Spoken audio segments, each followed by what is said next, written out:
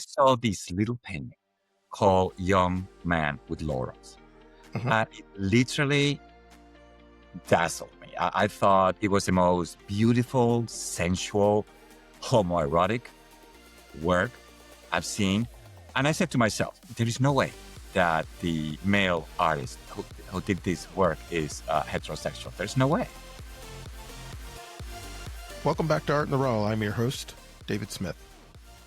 15 years ago, Ignacio Darnaud was walking through the Los Angeles County Museum of Art when a single painting stopped him cold. John Singer Sargent's Young Man with Laurels. This beautiful, sensual work that seemed to pulse with homoerotic energy. And Ignacio had what he calls his aha moment. There was no way the artist who painted this was straight. That revelation launched him on a mission that would completely reshape how he saw art history. Because once you start looking for queer codes hidden in plain sight, you can't unsee them. The strategically placed naked young men in Renaissance religious paintings, the mythological alibis that let artists explore same-sex desire without persecution, the visual vocabulary that queer artists have used for centuries to communicate what they couldn't say out loud. Ignacio left behind his successful career as head of international marketing at Disney and Sony to become something of a detective, uncovering the stories that museums and art historians have relegated to footnotes, if they mention them at all. His project, Hiding in Plain Sight, Breaking the Queer Code in Art, is turning those footnotes into headlines. We're living through another moment of cultural backlash, another wave of don't say gay policies, which makes me wonder, will contemporary queer artists need to return to codes? Will we see a new generation of Saint Sebastians and mythological alibis? Today, we're exploring how art has always been a site of resistance and how recognizing our queer lineage isn't just about the past, it's about understanding who we are and where we're going. This is Art in the Raw. All right, Ignacio Darnaud, thank you for joining me on Art in the Raw today. I'm really looking forward to this discussion. Thank you. I'm really happy to be here today. Can you share a moment when you first realized that some of the most famous artworks you'd seen your whole life were actually hiding queer stories and desires? Yes. I can tell you how this project started. I live in Los Angeles, and I remember one day, many years ago, probably 15 years ago, I was at the Los Angeles County Museum of Art, and I saw this little painting by John Singer Sargent called Young Man with Laurels. And it literally dazzled me. I thought it was the most beautiful, sensual, homoerotic work I've seen. And I said to myself, without knowing much about Sargent at the time, there is no way that the male artist who did this work is heterosexual. There's no way. So that really was the epiphany, kind of the aha, life-changing moment that started it all. Then I started investigating Sargent, and I started uncovering the homoerotic clues in his work. And that's how it all unraveled. It all came from seeing that painting that day and realizing that there was something behind it that nobody was telling me about. How do you think your own queer identity influences your relationship with that art before you became a scholar? Well, that's interesting because I've always loved art. Art has always been a passion of mine, and I love all kinds of art. But what happened is, with time, I realized that many of the artists that I loved happened to be gay. And I'm not talking about the ones that everybody knows about. I'm not talking about Andy Warhol or, I don't know, Mapplethorpe or Keith Haring. No, I'm talking about many artists throughout history that I had no idea about their sexuality. And then when I started again researching, and I realized they were gay and how they, included clues about that in their work, that was again a revelation that made me realize that this is like a transformative for me. This is something that needs to be explored. Yeah. Because the word homosexual wasn't even coined until like the late 1800s. For sure. So a lot of artists who may have put these codes in their art didn't have a sense of what being a gay person was or being a homosexual was. But while that is absolutely true, repression has always existed. Yeah. And that repression has always forced queer artists to not express themselves openly. And because of that, they had to use codes or secret gay imagery hiding in plain sight because they were forced to do that to express their same sex desires. Yeah. Walk us through some of those images, those visual codes and symbols that they developed, um, like mythology and flowers and colors. It's interesting because when I started investigating this, I realized that artists throughout history were using similar ways to hide their same-sex desires. You know, some artists use hiding in plain sight images that Uh-huh. was hiding in plain sight. You just need to point at it, and you're like, "Oh my god, how come I didn't see that?" Some artists used coded images, which need to be decoded. And as you mentioned, something that is very popular throughout history is with thousands. I have an archive of thousands of images of artists who use classical, mythological, and religious images. Why? Because that gave them a perfect alibi. So classical Yeah. images referencing ancient Greece where same-sex desire was accepted. So by portraying a classical image, all of a sudden that image was not subject to censorship or, or any kind of attack. Mythological images. Why is that? Because, mythological images which represent human desires, they're usually portrayed in the nude. So it's a beautiful excuse to portray that. And then what is fascinating, religious images.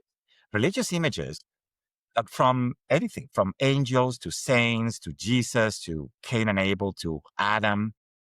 Why? Because the sacred subject matter all of a sudden gives it a patina of respectability, and nobody's supposed to question their Uh-huh. nudity.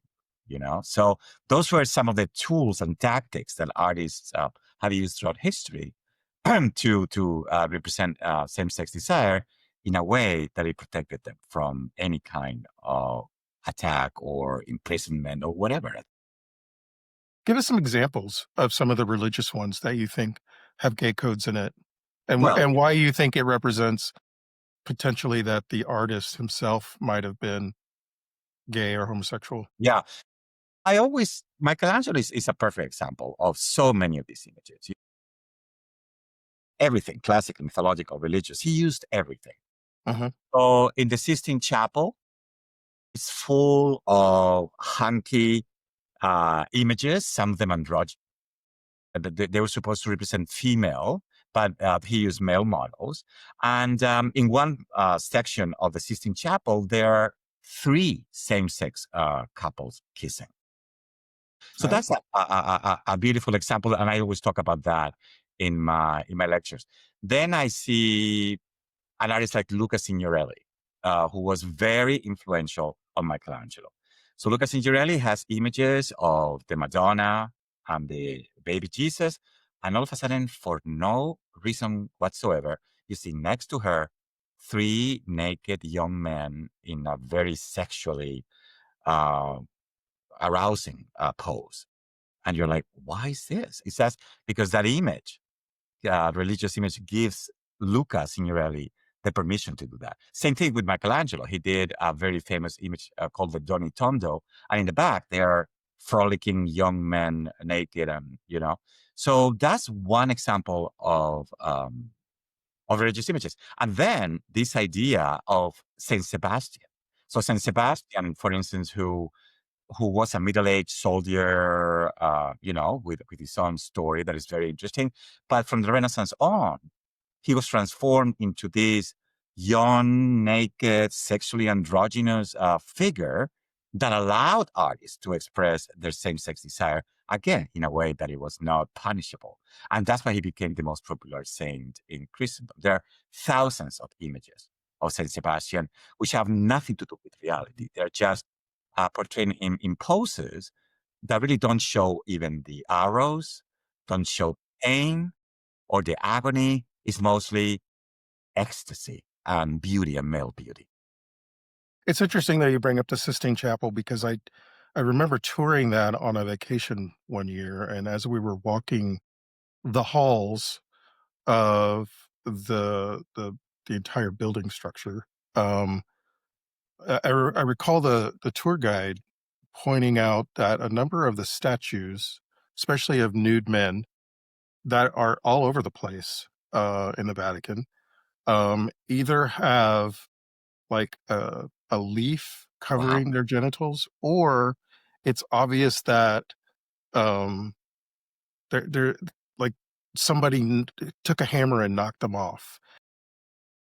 The tour guide was explaining that that's exactly what happened. That one of the popes got upset about the sexual nature of that and went around that night like knocking off all the male genitalia. Yeah. In fact, I believe there is somewhere at the Vatican Museum that they have a room with all those penises. Yeah, I think that is absolutely true. Yeah. Now that is funny. Yeah, that is fun. Um,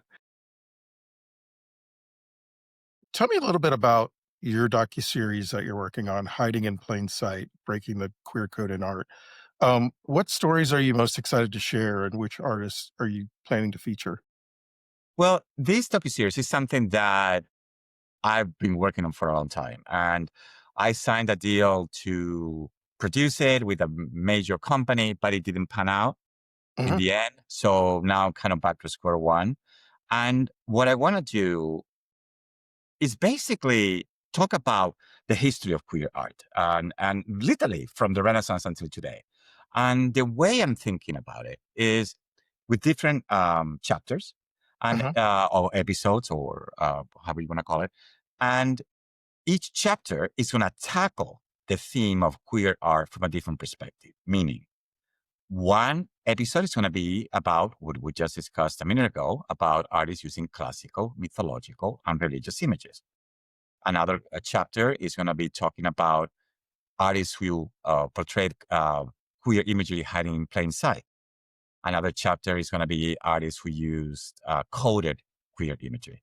Another chapter is going to be about artists who were out, which is not many. So what is unique about my project is that by finding this division of strategies that artists use throughout history, it allows me to do like Project the docu-series, or it allows me to tackle a subject matter that is very broad, you know, in a way that is unique, accessible, and that people can understand the codes and how throughout history there were different ways and without speaking to each other, artists have been using the same tactics from the Renaissance until today. What what do you hope audiences would take away from this project? Well, for me, is okay. So, one thing I realized when I started investigating this project is that the art world has historically erased the queerness of artists. Mhm. By that, I mean, well, it is okay to talk about Pablo Picasso's female muses and how important they were in his work, etc. But if you tried to discuss how an artist's queerness is important to his or her or their work, the response from the art world was usually, "Oh, that's gossip. That's irrelevant." It's what I call the "don't say gay" policy. So, because of this, the references to artist queerness are usually buried in books. They are in a kind of like a footnote, like an asterisk. So my approach is to turn these footnotes into headlines. And what I want to do is change the narrative and talk about how no, queerness have existed from the beginning of time. Not only that, they have transformed mainstream culture from the beginning of time. So that's my goal, to completely reverse the narrative and focus on what the art world and the museum boards, conservative boards are still doing, which is trying to push that aside. Do you think they're still doing that with modern artists, or does it tend to really only apply to legacy artists? No. Well, unfortunately, it's still, let me tell you a perfect example. Something that is probably the most challenging experience I've had so far in my project, but also the most rewarding. So I went to Washington, D.C. to the Uh-huh. Smithsonian to see an exhibition of the queer Cuban American artist Felix Gonzalez Torres, who is one of the most important artists of the AIDS era, if not the most. And, I went to see a retrospective expecting all kinds of information about it, and there was none. So this is last year, by the way. And so in the at the end of the exhibition, no reference to his queerness, no reference to AIDS. In the most important installation, which is one that he did for his partner who died from AIDS, no reference to his partner. So I'm getting upset just talking about it. So it got me so furious that I wrote an article about it for Out Magazine, and it became huge. It became viral with over 4 million views and reposts from celebrities, etc. And it got such a tremendous response that it got covered all over the world, meaning articles in other countries about this article. And what transpired from it is the realization that behind this erasure was the Felix Gonzalez Torres Foundation. And probably because they believe that if they discuss the artist's homosexuality, the price of the artist's works will go down. So it was really a grueling experience because what I did is uncovering the horrific homophobia behind an institution which is supposed to preserve the legacy of a queer artist. What do you think drives that in the art world? Is it money? Yes, I would say yes. And in some cases, let me give you an example. I have always had a good experience in with my lectures, my articles, and my Instagram. So I really have encountered very few kind of like, but last year I met with the director of a museum here in California about giving a lecture on one of the artists in the collection who was queer. Oh my God, the reaction was the most horrific from the director. So it does happen. I think it's a little bit of the old guard, but unfortunately, with the times changing, you saw what happened with Amy Sherrill, who's a show I saw in San Francisco, and it was amazing. And then it was going to go to the Smithsonian. Mhm. Yeah, Smithsonian. Um, and they didn't want to put an image of a trans Lady Liberty. And she said, no way. So she canceled the show and it's now in Baltimore. But Good no, for it's her. not. Yeah, good for her. But it's not, it is happening, David. This is not going away. In fact, it's getting worse as we. Do you think this will drive artists to revisit queer codes in their art? This I, repression that I, we're under today? I really hope not. I really hope. Listen, there are still artists who do classical, mythological, and religious images today, but they do it Uh-huh. because they're beautiful and they're part of a tradition, not necessarily as a coded way. But I would be horrified if artists are forced to go back into codes. I would too. I don't want to think about it. Um, I really hope that is not the case. Um, Going back a little bit to your docuseries project, how has your approach to interpreting queer coding evolved as you've developed this project? Has it evolved? Have you learned more as you've developed this project? Yeah, I mean, I kind of answered that already because when I started with like a huge canvas of artists, and oh my God, how do I tackle this? You Uh-huh. know, but after 15 years on it, is when I realized that there are patterns. You know what I'm saying? And those patterns, like the codes, the images in plain sight, the classic mythological and religious images, all of a sudden they allow me to tackle this broad canvas in a way that is manageable and is more, accessible, academic in a way, and that people can relate to it in a way that is fun and accessible. So it has evolved from starting with an overwhelming canvas into Uh-huh. something that really I can do different lectures depending on the subject or the artist. How do you select which artists and artworks you want to highlight in the docuseries? How do you whittle down the Well, many options? I know. I mean, like I say, I have right now the project that I started up many years ago is called Hiding in Plain Sight, Breaking the Gate Code in Art. And under this project, I have my Instagram, Breaking the Gate Code in Art. I have articles for Out Magazine and Gay Lesson Review. I have my lectures and I have the docu-series.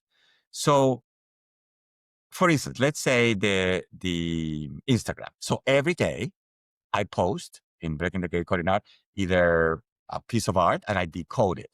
So that's something I do every day. And the criteria is either that I like the piece of work or it's tied to something current, whether it's a new show in a museum or in a gallery, and so that allows me freedom to do this broad canvas, and sometimes it's very fun. For instance, I love John Singer Sargent, and he appeared in the TV show The Gilded Age in a cameo appearance Yep, I remember that. in a couple of episodes. And I said, wow, what a great opportunity to bring John Singer Sargent to the forefront in society, but in a way that nobody really tackles, which is as a queer artist discussing how his sexuality impacted his work and his life tremendously. So I wrote an article for Out Magazine that came out during the Gilded Age, very recent, and it caused also a lot of, in a good way, a lot of talk because historians are still trying to avoid the elephant in the room, is Well, and they because didn't really discuss it much in the never, Gilded Age. It it, didn't come up. for sure. And what happens is, in many cases, the families of queer artists destroyed the evidence, whether it's letters or whatever, photographs, etc. So we are left with the burden of the proof today, and we are left with the uncomfortable position of having to discuss with somebody who says, well, there is no proof about it. You know what I'm saying? It's what I call is they want to see the stain sheets. That's what I call the stain sheets. And but the proof is in the pudding. And in my article, for instance, on Sargent, I revealed 10 different works, occasions, and instances in which his queerness is completely clear. How do you think society handles the the censorship that we're talking about with regard to more recent artists who everybody knows is gay, like Keith Haring or Mapplethorpe or Andy Warhol? Like, we talk about their art, but I don't know. I mean, the art world knows that they're gay. Yeah. Everybody's society knows that they're gay. Do they still hide that in the art world as they talk about those artists? You know, those three examples may not be the best examples. I'll tell you why. Uh, Let me separate because it's a very good question. With Keith Haring, there's no question. So yes, usually his work is discussed in the context of his sexuality, AIDS, etc. Same thing with Mapplethorpe. Warhol is a different case. Warhol was very wishy-washy in regards to sexuality. He was always kind of half in, half out. Uh-huh. Uh, a main reason is because early on in his career, when he was drawing his beautiful male nudes, etc., he was really rejected by the gallery as in New York. So he realized if he wanted to be famous, which is what he really wanted, he had to put that aside. And then he started with coded images, and then with his pop images, some of which had coded queer references. So Warhol is a case in itself. But there are artists like, for instance, Jasper Jones, who's still alive, Robert Rauschenberg. They were partners. They were partners for 7 years. And 7 years that were crucial for their careers in regards to how they develop their artistic vision. And guess what? They're still. I saw there's an exhibition at MoMA a few years Wow. ago, not many years ago, in which completely ignored that, and it referenced Jasper Jones as his friend. You know, and there was a recent retrospective of Jasper Jones in which finally they addressed that, and it's because the curator is queer. So that helped. But and the argument is that they use sometimes their foundations. Well, Rauschenberg was not completely open at the time, and so we have to respect that. So that's one of the arguments you have to deal with. Same thing, with other artists. So unfortunately, you deal with foundations trying to quote unquote to protect the legacy of the artist using very fickle arguments about not talking about their sexuality. Same thing with Cy Twombly. Um, I went to see a show here at the Getty, and again, he has a little photo of his partner, and then a whole wall with a photograph of him and his wife. You know what I'm saying? So it's how you position this that is very tricky many times. We've talked a lot about how primarily the gay code in art and the censorship around primarily gay male relationships. But do you also see the same type of censorship with lesbian relationships or the queer community has expanded a lot in the last 10 years or so in terms of how many letters there are in the alphabet that we use. Um, and so for those other queer artists who may be bisexual or intersex or trans, do you see the same codes that they used in their art? For sure.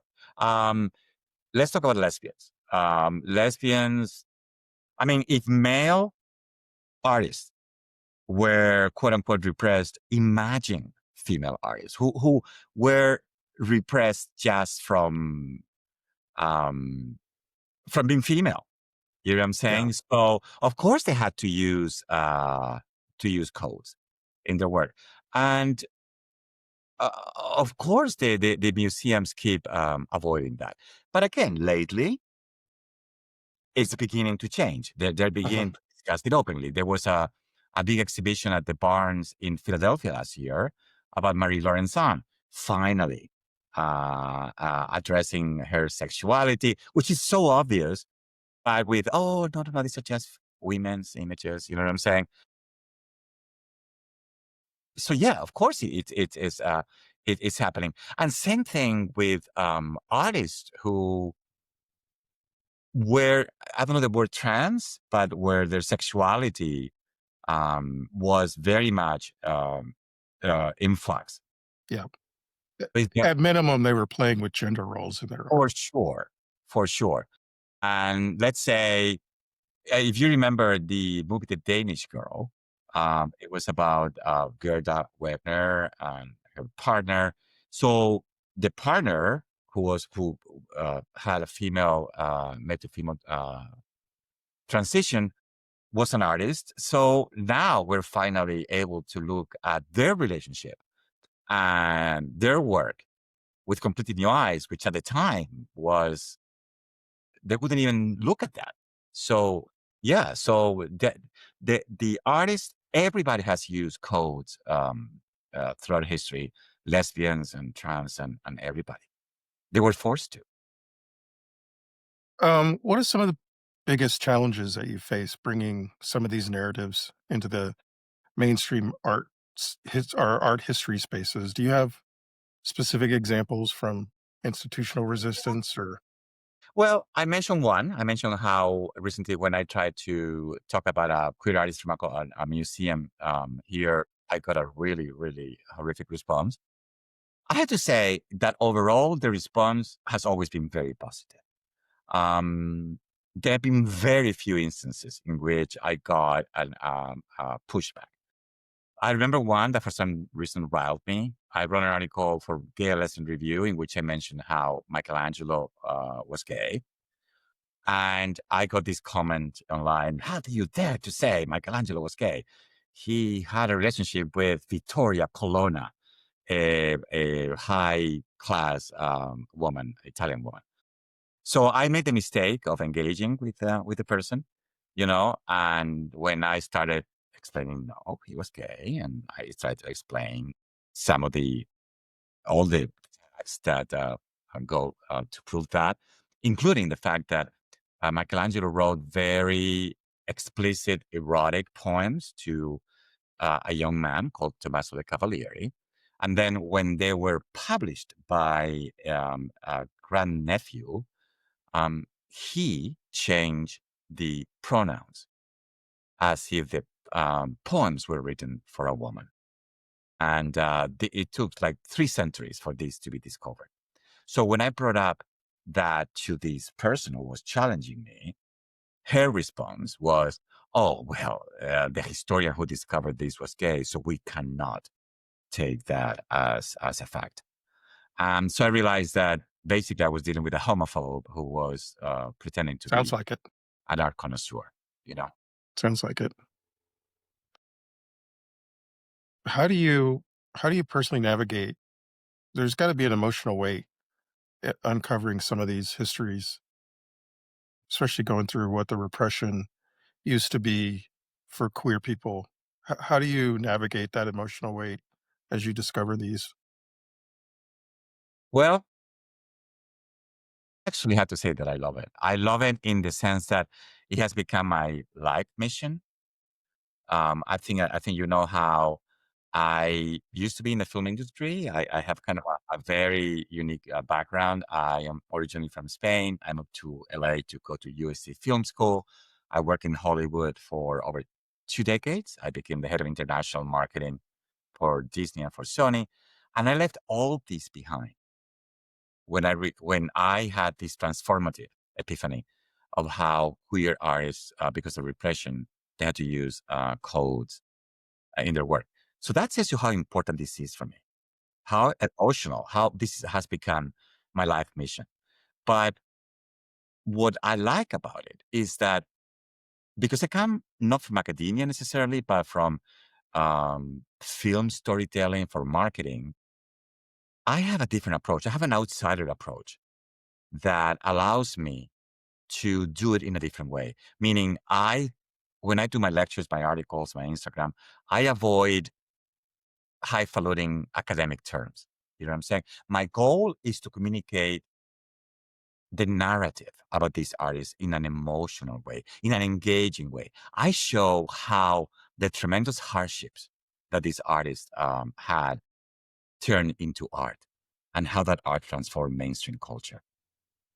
And so that's how I do it. I believe that by doing this, it becomes fun, informative, emotional, and accessible. And I see that in person when I do my lectures, and I see people's eyes transfixed when they Mhm. see, oh my God, how come I didn't know that?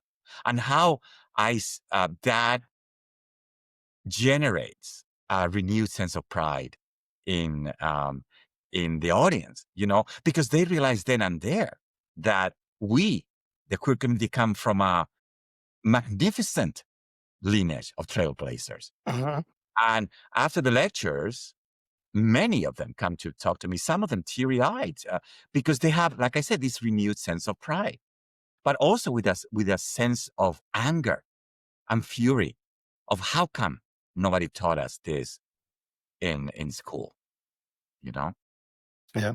Homophobia goes back Yeah. centuries. Let's talk a little bit about kind of your vision and your legacy. Um, I would you say contemporary queer artists are still using coded imagery, or is that past?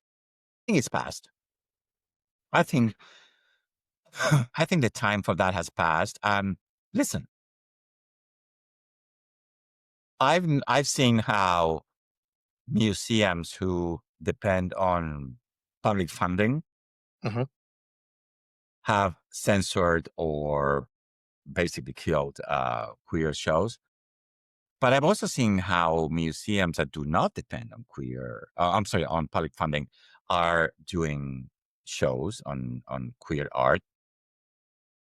For instance, the Getty Museum here in Los Angeles just did two major shows on that, Queer Lens and $3 Bill, Uh-huh. and they were a huge success, which tells you that there's a big thirst in the audience for this narrative. So, and galleries are doing a lot of queer shows. So, really, I mean, there's something happening every day in LA about queer shows. So, in that sense, I don't think there is a need for codes anymore, particularly in galleries. In galleries, they are like, you know, the gayer, the better. So Uh-huh. that is what is happening right now. I don't know in a year, but right now, there's no need for that, for codes. Do you think those galleries would accept queer erotic art if it wasn't coded with mythology? Yeah, if that's what the artists want to talk about, let's say there are artists who are using that reference, they're using mythology images to do modern day queer images. Uh-huh. I But interviewed one on this podcast earlier. He's okay, an amazing artist from Cuba. yeah, exactly. So they're just following a tradition, but they're tuning it, they're spinning it into, I'm doing what they did, but I'm doing it openly just to depict male beauty.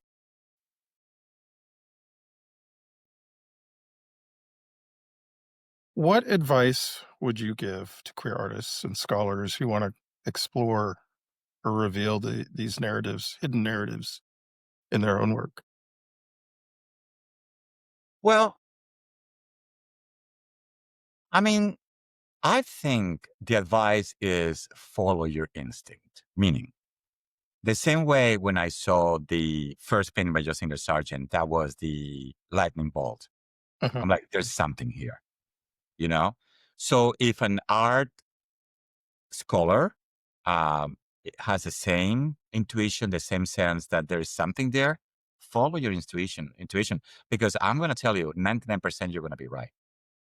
Very, I think in all these years that I've been trying to research the subject, I don't know how many times I've gone into an artist thinking, this artist may be gay, and realizing that it's not. Maybe two times, three times, you know? So your intuition as a queer person with a queer eye, Trust uh, it. you trust it. Trust it because you're probably right. And go for it, whether it is to investigate it or to do an exhibition about it, and in which you uncover it, what you've found out. What gives you hope and what keeps you awake at night when you think about the future of queer art?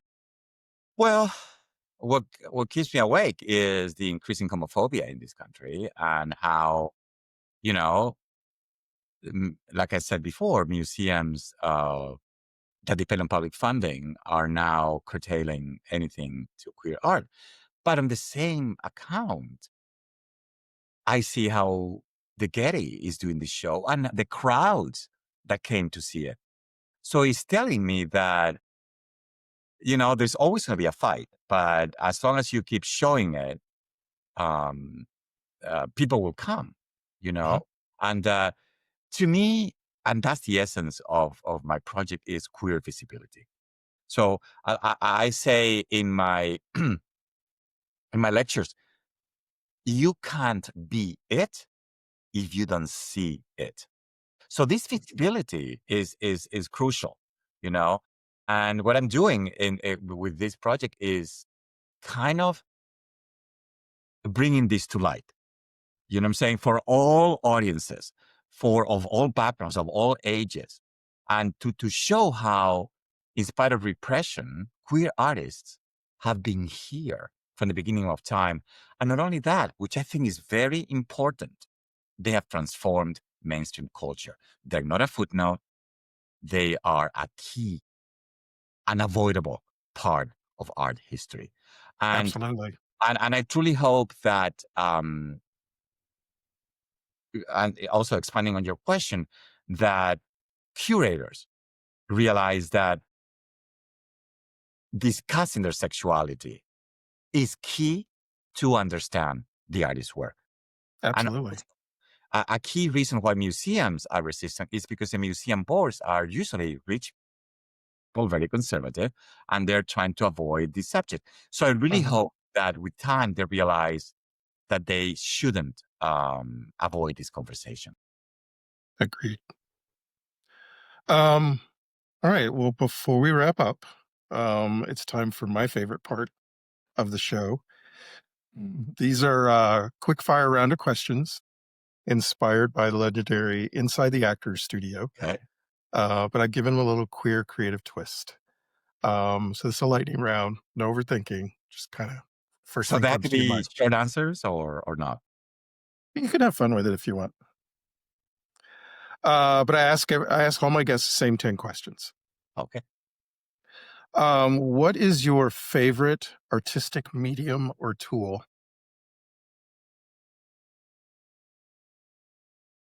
Writing to express the importance of queerness. I've read some of your articles in preparing for this, and those were very intriguing. Thank you. What artistic trend or cliche do you wish would disappear? What I said, this cliche of, oh, why do you want to discuss that this artist is queer? Oh, please, Mhm. stop bringing that up. That's gossip. That's irrelevant. That's what I hope that literally riles me, and that's what I hope would go away. What fuels your creativity the most? Seeing the young people's reaction to the discovery of how queer artists have always existed and how they are part of that lineage. That to me is it's that's all I need to see how inspiring a young generation. I love that because if you don't know that queer code exists and suddenly someone shows it to you, suddenly you see it everywhere and you didn't Once realize it you was see it, there the whole time. once you see it, you can't unsee it. Correct. And which I love that. And but also, if you're a queer artist in Iowa, let's say, and you think you're alone, and then you realize that the most important artist from Iowa, uh, Grant Wood, who did the famous American Gothic with the Mhm. couple, was queer.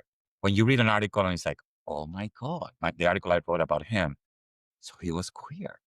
You know, can you imagine that the how that changes everything you know about yourself? It does. So that's the kind of stuff that I love, you know, realizing that you're not alone as a queer person or artist. Yeah, it's very validating. Mhm, mhm. Um, what sound or noise instantly inspires you? The waterfall, the sense, the sound of waterfall, not rain, the waterfalls is a very inspiring sound to me that makes you turn into a more relaxed state and in that creativity as well. Very peaceful and meditative. Yeah. What sound or noise completely kills your focus? Oh my God. The how you call those? The leaf blowers. You know the Oh, leaf. yes. Let's not start talking about it. I moved from an apartment because there was a leaf blower every morning at 5 in the morning, and I said, no, I have to move. That is to me the epitome of everything bad. That You sound. would think somebody would be able to invent an electric, Yeah. leaf blower that would not create all the Well, noise it and hasn't happened yet, so exhaust. that's still my biggest pet peeve. I can't take it. Yep. What's your favorite metaphor, word or phrase to include in the work that you put together?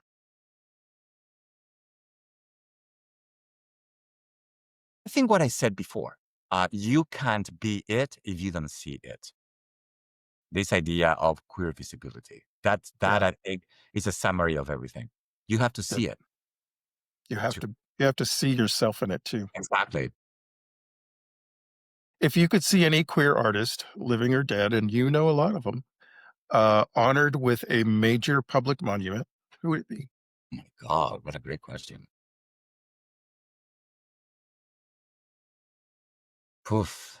I have to think about that because is it because of Hard to his pick one.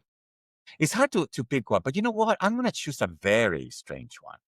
I'm gonna choose an artist whom I adore. His name was Simeon Solomon. Simeon Solomon was a Victorian artist, was part of the Pre-Raphaelites. He was queer. He was completely out there. He portrayed images that were androgynous, that were sexually explicit at the time of Queen Victoria, and he paid the price for it. He paid the price for it when he was caught in a public bathroom with another man, and that was the end of his career. And he ended up selling his drawings for no money and living in a kind of a madhouse. I love Simeon Solomon so much, and by many, he was the most important, the best artist of the Pre-Raphaelites. So he's the one I would love for him to get um, A a public monument, monument. maybe in the place where he was caught in the bathroom, whatever the bathroom was in London. So a statue Gay there. men have been trolling the bathrooms for ages, I guess. Exactly. What is one profession or creative field you could never see yourself in? AI. I feel your pain. If your art could take on a life of its own, what form would it take? You know, I've been approached a couple of times, but it hasn't panned out to write a book. So it would be great to have a book about this because nobody has written it the way I want to talk about it. So it would be great to have a book about this. I think you should. And when you Yep. do, let us know and we'll Yes. post a link to buy it. And finally, 100 years from now, what do you hope your art says about you to those who find it in the future?